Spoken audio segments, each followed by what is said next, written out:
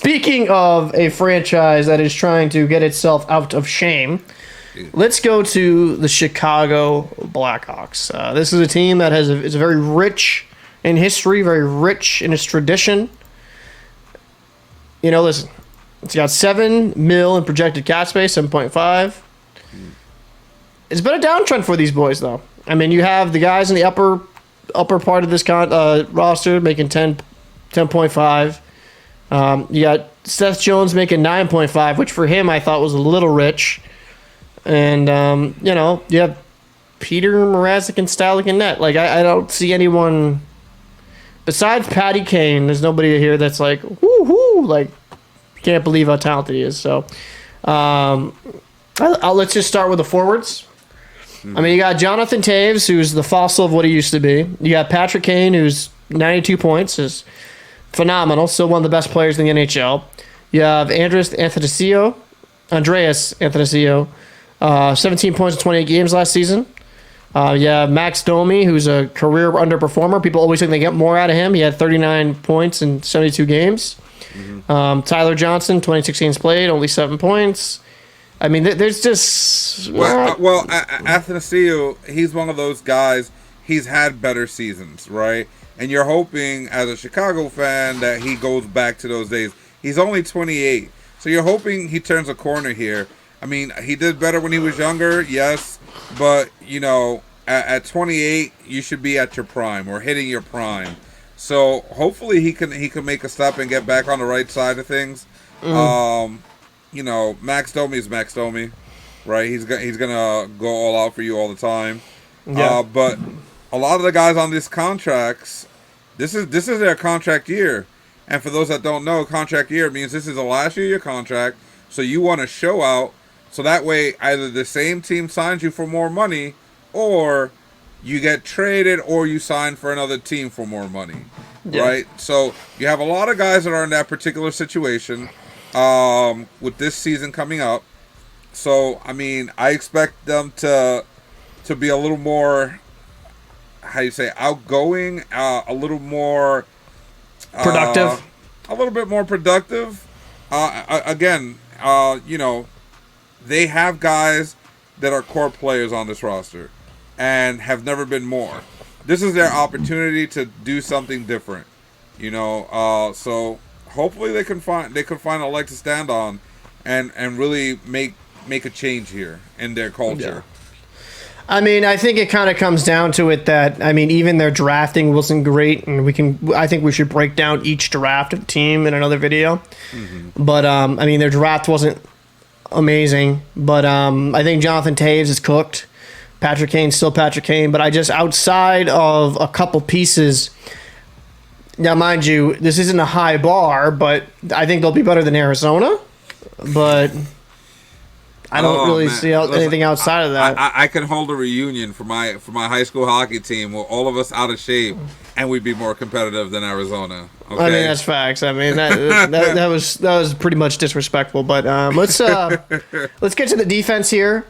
I mean, you got, and obviously these aren't the depth charts from the teams. Calm down. It's from Cap Friendly, but you got Jake McCabe, 75 games last season, 4 goals, 18 assists for 22 points, minus 27. You have Seth Jones at $9.5 million for 78 games played, 5 goals, 46 assists for 51 points, minus 37. Jack Johnson, 74 games played, 1 goal, 8 assists, 9 points, a positive plus minus, and we all know where Jack Johnson came from, correct? Mm-hmm. So, cup champion. If I hear anybody, including yourself, say, "Oh, that's champion pedigree," I need you to stop there. That is absolutely champion pedigree. God. Stop disrespecting the legend. It's not disrespect. You got one title. Okay, that doesn't mean you're a champion pedigree. Like if you were the guy that was there, maybe on 2 different teams or a repeat team or something along those lines. But my man only has one after how many seasons. He's a legend. Don't disrespect him like that. I'm not disrespecting him. I'm just being honest. I'm not taking anything away from his leadership skills. I'm just saying, if you're looking for him to be the one to change this franchise around, I think you're in the wrong place. Well, I don't think he'll be in the top 4. He's a bottom pairing defenseman at this point in his career. I will say, quick side note with Jack Johnson, how he got screwed over in life, it was good to see him turn it around, 100%. personally. Yes. Like, he got screwed over by family, so that was kind of cool. Yeah. Connor Murphy, 57 games played, 4 goals, 6 assists, 10 points.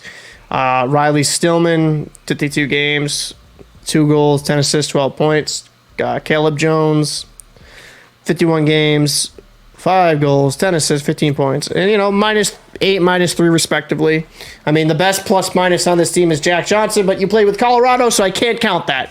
I mean, that's kind of where I expect the change to happen, like with players growing and so on and so forth, is with the Stillman and Jones, Caleb Jones. I think that they need to take that next step in their game. And to improve the entire squad. They're going to be the ones that you look at, as the young guys, saying, okay, cool, we had our season, it didn't go well, we got to change it this season and take that next step up. Absolutely, yeah. You got to see something from those guys to kind of take that next step and really develop further. I mean, Seth Jones, to me, is not a $9.5 million defenseman. I'd be more comfortable probably around the 7 range. Yeah. Because what these numbers don't show at times is that Jones can be a little kind of kooky defensively. But let's get into goaltending. Peter Mrazek, 3.8 mil cap hit, which a little rich in my opinion, but do you? 20 games played, 3.34 goals against, 8.89 save percentage, and a 12-6 record. Record's good at least. And then Alex Stalock, 1 game played, 7.83 goals against, and a 78.6 save percentage, and 0-1. Obviously, that was one really bad game. So, I mean, that was enough for them to say you're not playing anymore. Alex Stalock, he's 35, he's older. He's always been known as like a decent backup, right? Peter Mrazek's been that goalie that's always like you thought you could get more out of him. You had him in Detroit. Mm-hmm. They picked an older Jimmy Howard over Peter Mrazek because Mrazek had character issues. He gets to Carolina, right? Instead of being content with him, was it Mrazek and Nedeljkovic at one point? Mm-hmm. And then it's funny because Nedeljkovic goes to Detroit, but they bring in completely different goalies. They brought in, Anderson and what's the other kid's name that plays for Carolina? That's going to bother me. But they brought in 2 new goalies. And it was like, well, why is this? Because Peter Mrazek is that goalie that you think you can get more from, but you just can't. I mean, I don't know what it is. Maybe it's mental. Maybe it's this. Oh, they have Antti Raanta still. Thank you, Antti Raanta. Yeah. I mean, Antti Raanta is actually a pretty good goalie when he's healthy. Yeah. But Peter Mrazek's kind of a below average to average NHL starter. Yeah. Alex Stalock, at this point in his career, we'll see. Maybe he's got something more to prove, but probably like an average backup to a below average backup. So, like, the one thing I have to ask here, kind of going down into maybe their farm system. Do any of these goalies take the next step up the challenge? You got Arvid Soderblom and you got Jackson Staber, both 23. That's relatively young in goalie. And then your prospects here, you got young goalies that you're probably never going to sniff the NHL this season. They shouldn't, or you will ruin them. And you have to truly ask, like, is this the game plan in net? Like, to me, when I look at that tandem, I want your opinion. I think they've already given up on the season. 100%. I don't think that they're out here to compete, which is one of the things that's upsetting to Jonathan Toews and Patrick Kane, which is why they want out. The big, hey, we don't know we want to be here if you guys are going to rebuild and start from scratch, because they remember when they started. They were the guys that came in, right? And yeah. I guess looking at the players that they got, they're looking and they're like, yeah, no, that's not us. We can't. They can't change a franchise around like we did, and there's not enough to be built on, probably in their opinion, which is why they do want that out, right? But I mean, they have $7 million cap space. Where would you spend it if you were them? I mean, if I was to spend it anywhere, I think you spent already 9.5 on Jones. Jones is going to be your cornerstone defenseman, whether that's good or bad. You got young guys back here. I mean, I don't see the point in getting a guy. Like, I feel good for Johnson just because of his situation. It doesn't make sense, though. I mean, why would I? If I'm Johnson, I'm like, why am I going to Chicago? It's a train wreck. Maybe it's one of the only teams that can give him a contract, but I mean, personally, looking at this roster, I would probably try to sign or trade for a very good young center or young winger. I mean, there's just not much here to me that really stands out. Mm-hmm. And, I mean, outside Patrick Kane, no disrespect to Toews, but Patrick Kane is by far the best player. Like, if you divided Patrick Kane by 10, he's still better than all these other players. Yeah. I mean, it's just... I mean, so, like, if I was Chicago personally, I would trade Kane and Toews for a shitload of picks.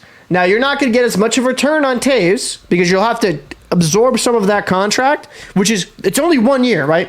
1 year. Trade him. Absorb half of Toews' contract. I think you could find a buyer for Patrick Kane at 10 mil. Maybe you absorb a couple mil. Or you can't absorb 50%, I believe, in the NHL. But let's say you absorb a few million on each player. You could get a fucking ton of prospects for Kane. Mm-hmm.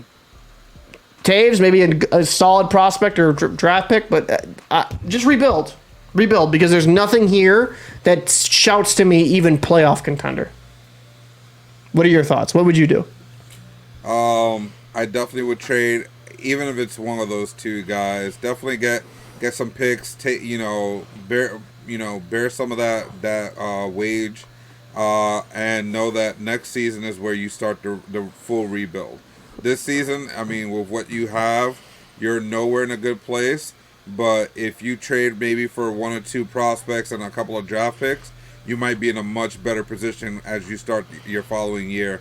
Because this year, I mean, you're in a conference that literally is super stacked with good teams. Yeah, and even it's a deep conference. Yeah, I mean deep division. Sorry. Yeah, even other other teams in your division that have young guys have already gone through the rebuilding process.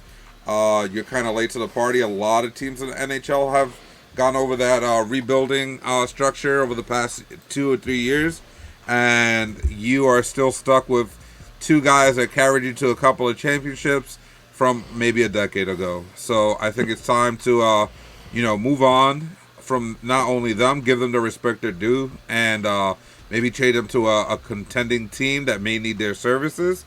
But I mean, rebuild. I don't think you have enough here to even make the playoffs, and even if you do make the playoffs, you're squeaking in and you're getting eliminated early. Absolutely, I don't see this team as being viable. So, I mean, let's get into it. They finished just ahead of the Arizona Coyotes. Where do you think they finished this season? Right back in the same place. Honestly, everybody else in this division is a lot better. Is looking good. Have made some moves. So yeah, I mean, the fact that the only team you're looking better than on paper is Arizona. You really got to start rethinking the whole thing. Yeah, I mean, I'd have to agree. I think that they're gonna finish 7th. I mean, I think they're going to finish 7th. They may get 31 wins though. You gotta aim high, and that's aiming high for them at this point. I mean, it's sad to see. It's sad to see. It is. I mean, so I think we're both on pair there. So 7. So before we get into the next team, any other comments you have to say? No. I mean, Kane and Toews, for your legacy, I hope that you guys move on to a better situation. And if you do stay there, I hope that your leadership and, the heart and soul that you guys have been for this team for so long translates to that new class.